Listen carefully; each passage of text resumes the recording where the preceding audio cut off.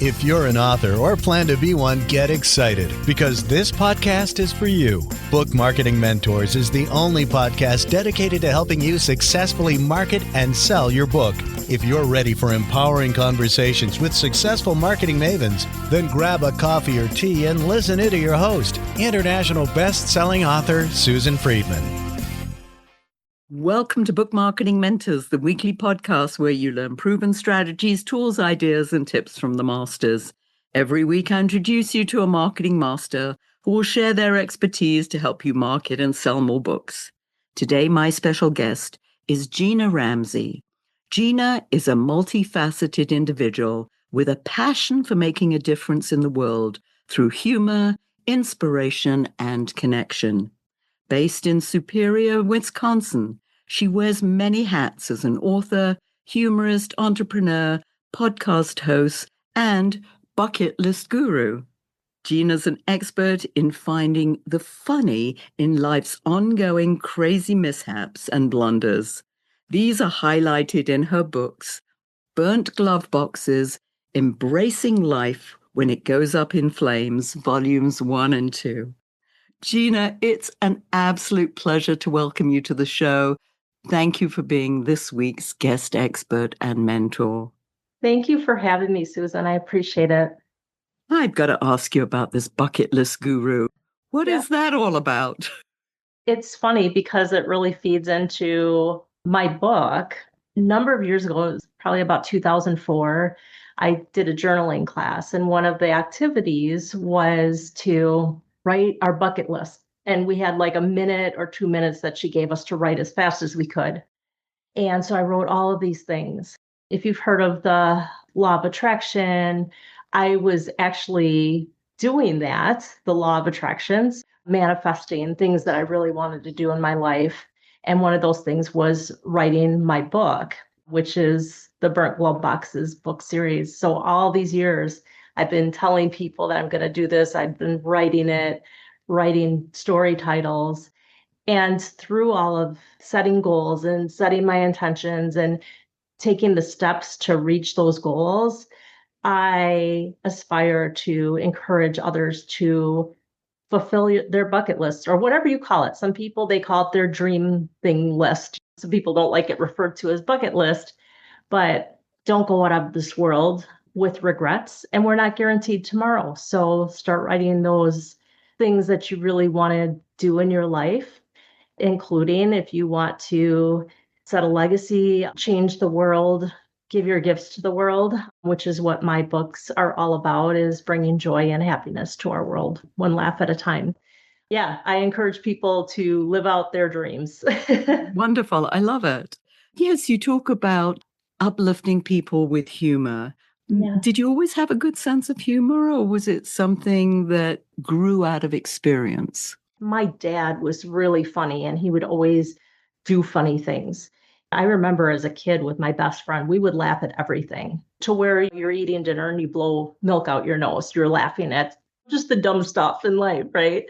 I think that he really set the example. And then I watched a lot of funny shows. Like I really just gravitated to things that made me giggle and made me feel good.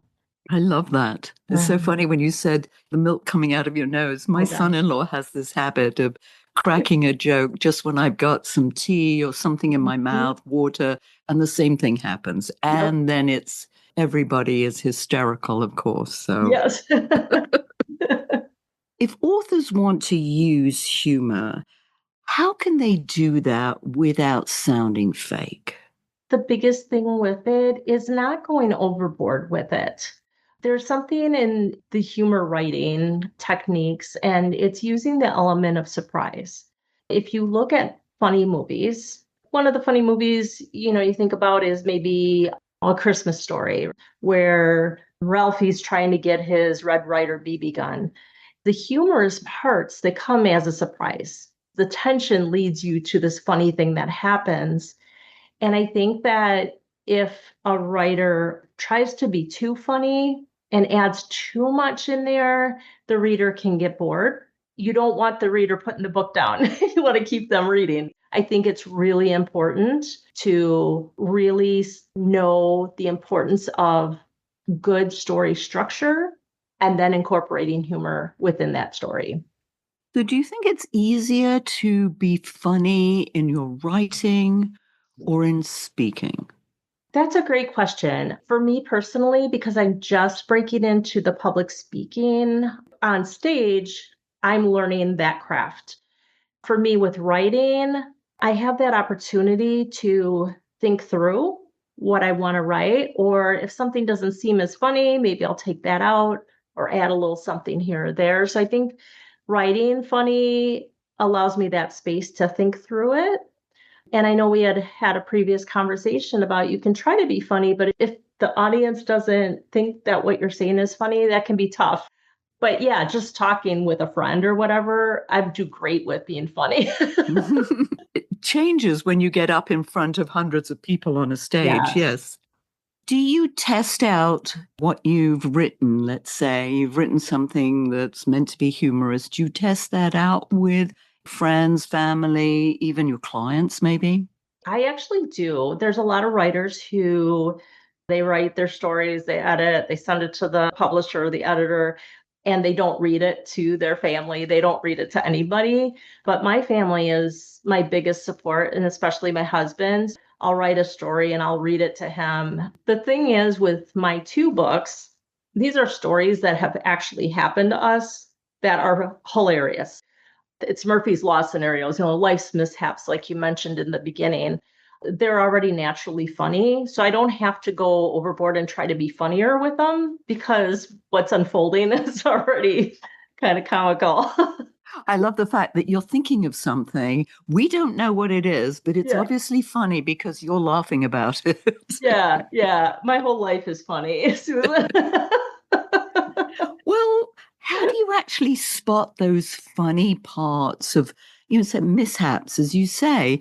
I mean, things are happening every day. I Mhm. mean, if I think back on my day today, I'm sure there is something that I could pull out that would be funny, but I Yeah. don't think like that.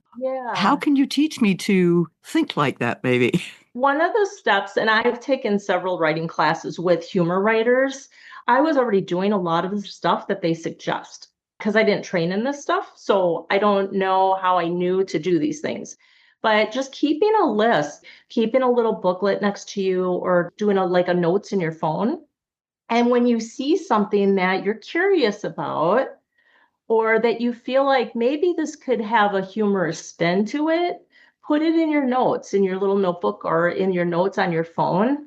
You may or may not use it later on, but it's something to reflect back on. And then also, as you're watching TV or watching movies, watch funny shows. And if you hear quotes that kind of stand out to you, write those things down. As writers, we're always writers. And that counts as writing because you're doing the homework, right? And then just always observing and looking for the humor. You have to just kind of train yourself to do that. And not everything's funny either. Yeah, Yeah. as much as you'd like to add that spin, that Yeah. funny spin to it, yeah, there are times when it's not appropriate to be Mhm. humorous. But Yeah. some people do, despite that. Yeah. Well, I'll tell you, I have a really good friend. Her name is Julie, and she had a bout with breast cancer and I believe colon cancer. She had two different cancers going at the same time.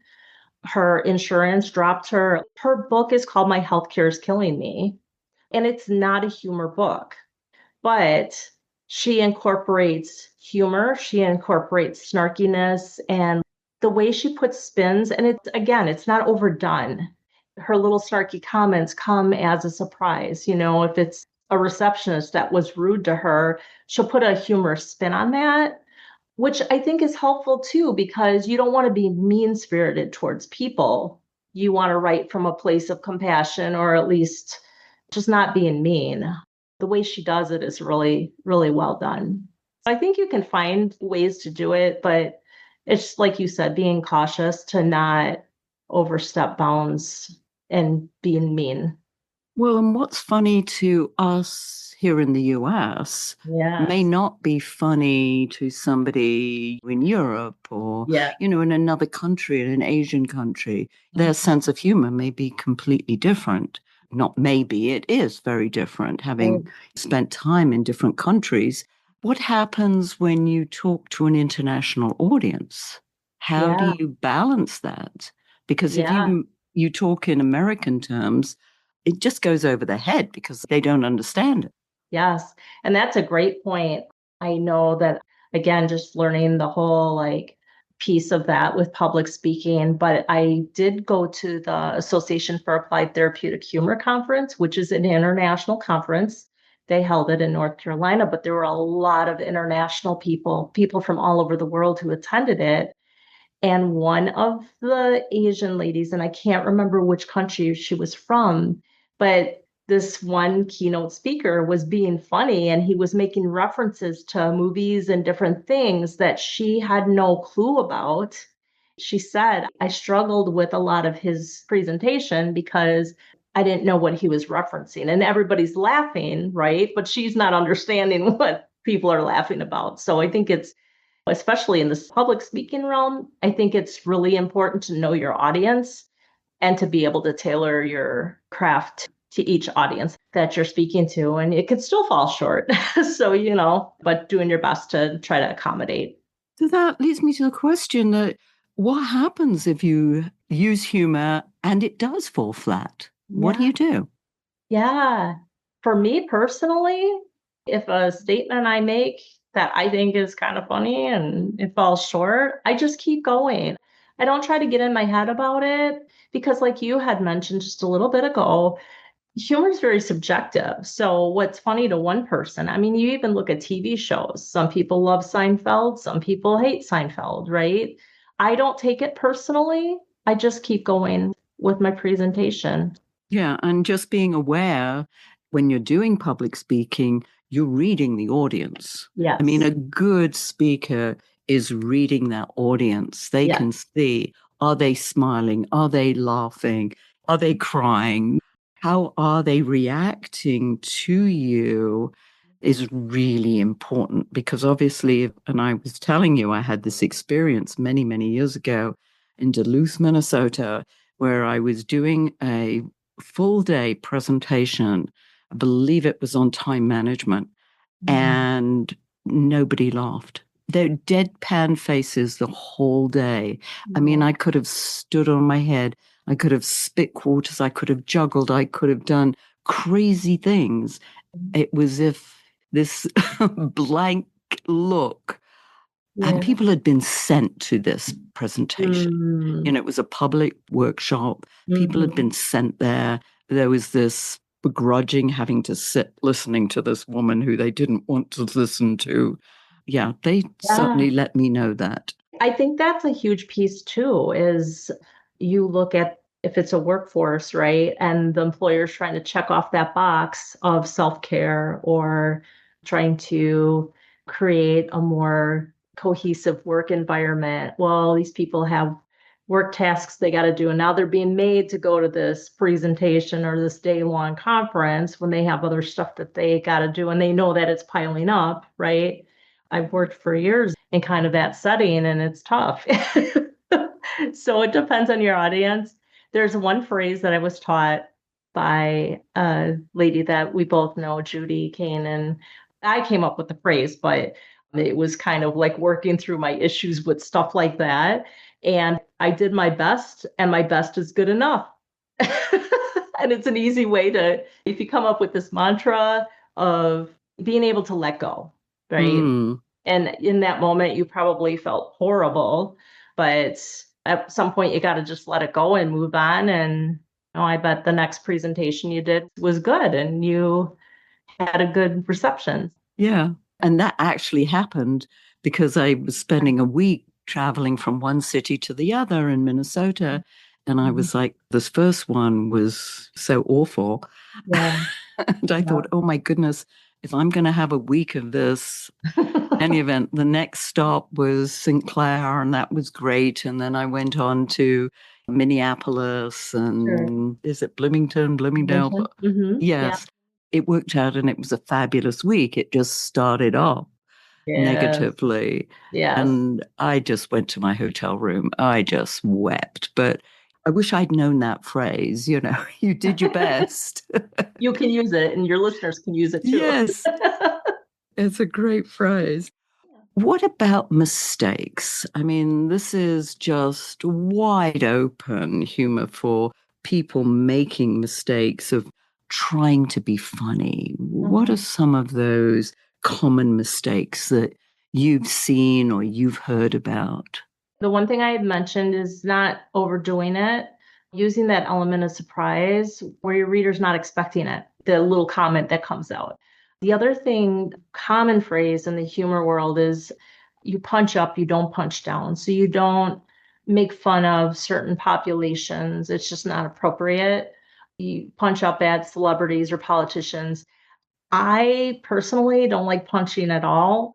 I'm not a mean spirited person. And really, one of the writing classes that I take weekly with my writing coach, Leslie Leyland Fields, she teaches memoir. So she doesn't teach humor, but she teaches about how to come from a place of understanding, stepping in the other person's shoes. What could they be going through when they dragged you through the mud and kept you hostage, talking to you for hours and you can't get away? What is it that they might be going through? So, coming from a place of that.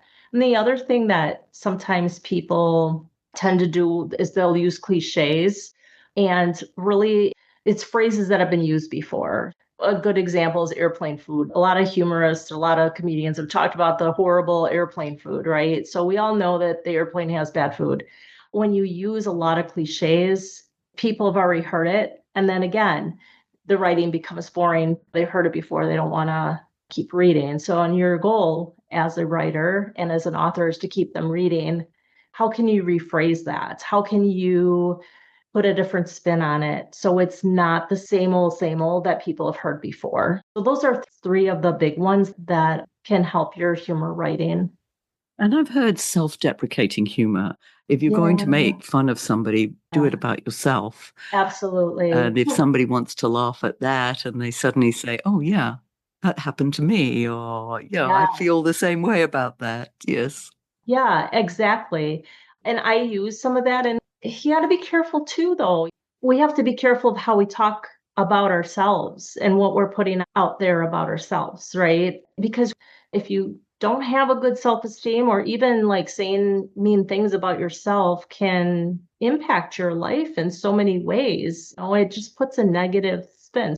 Being careful with that. Don't do too much of putting yourself down. We want you to have a good self esteem. Absolutely. But if you're going to make fun of somebody, Do it make for it about yourself. yourself. Yeah, Yes. absolutely. Yeah. Before you, as you say, punch up to somebody else. Rather, the punch down is more make fun of yourself and what you Right. do and the mistakes that you make, because Yeah. we all make mistakes. Yes. And some of them are funnier than others, or at the time they weren't funny, but in hindsight, looking back, it was like, yes, that was hilarious. Absolutely. I And just that's what, didn't think it was funny at the time. yeah. And that's what makes your humor writing relatable, because people have experienced some of these things, right? Maybe in different ways. I talk about our golden retriever, Rusty. He was crazy, constantly getting into things and running the neighborhood. People really related with those stories about him because they've had a dog or a cat that's been crazy. Yeah, you want to be relatable to your audience for sure. Yeah. And as we said, being sensitive to them, being sensitive to the environment that you're in, and especially Yeah. obviously if you've got a multinational audience, that you respect that as well. And if you're going to use humor, then it's something that everybody as a person can potentially relate to.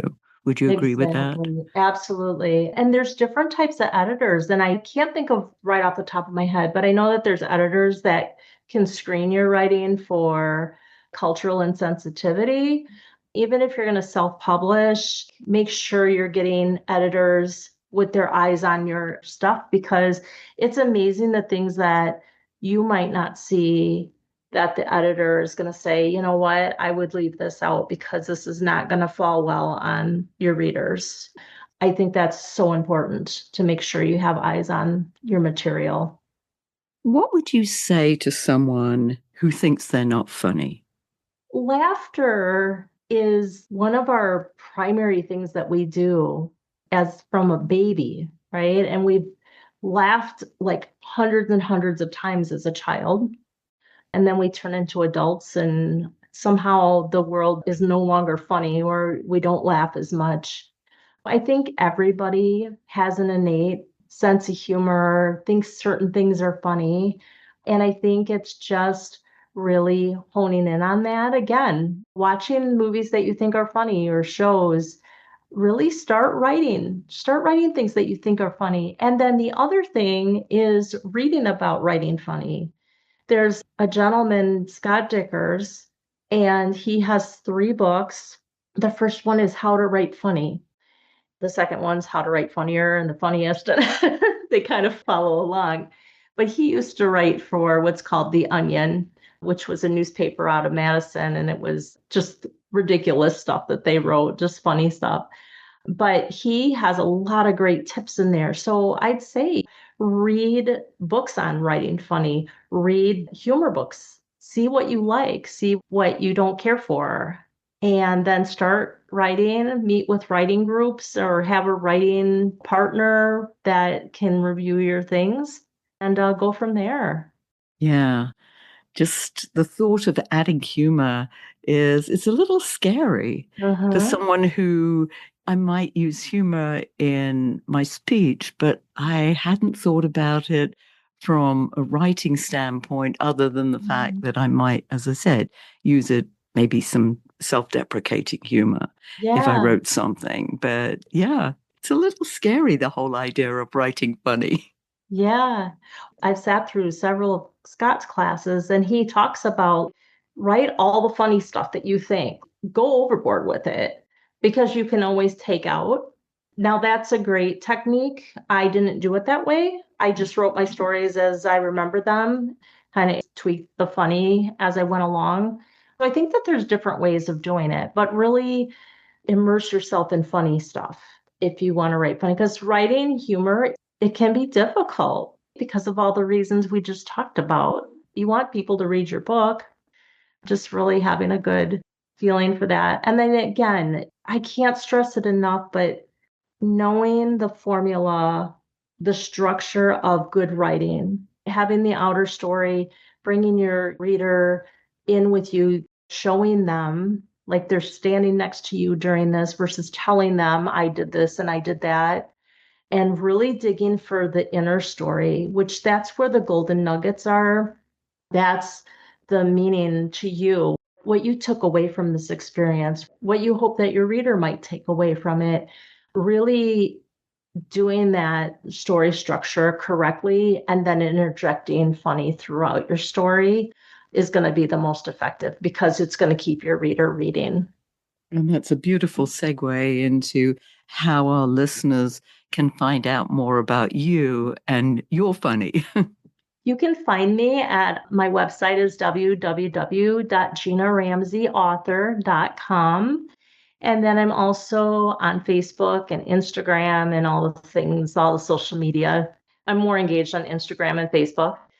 If you want a free bookmark and a book plate is where I would sign it for your book if you choose to purchase my book. You can just reach out to me on my website and pick which color bookmark you'd like, and I'll get that in the mail to you. How generous. That's so nice. And it's not if, it's when you buy my book. That's right. That's right. And listeners, it's a great book. Well, books, because Yeah. Too. Gina's written 2 Yeah. burnt glove boxes. So, yes, embracing life when it goes up in flames. Yep. I love Yep. that. You mentioned golden nuggets. And as you know, we always have our guests leave our listeners with a golden nugget. What's yours, Gina? I think it's so important to have a positive impact on our world and sharing our gifts and finding those gifts. And I found my gifts by starting the writing process. But apparently, I found those gifts years ago when I wrote down those dreams of writing my books. I just encourage every single person on here, whether it's writing or travel or whatever it is that you aspire to do, set those goals and do that. I think it's so important to yourself to treat yourself to your dreams and your goals that you have in life. Yeah.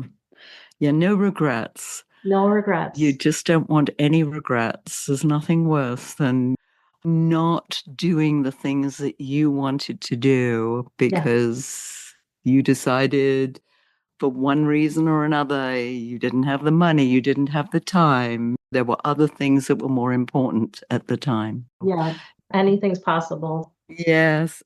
Gina, thank you so much for sharing your wisdom. There were some really fun things that I know that our listeners can take away and use in their writing or their speaking, or even just how to go about adding the funny to their work.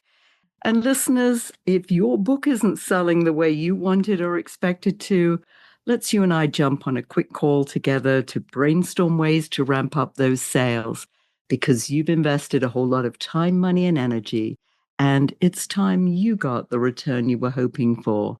Go to bookmarketingbrainstorm.com to schedule your free call. And in the meantime, I hope this powerful interview sparks some ideas you can use to sell more books.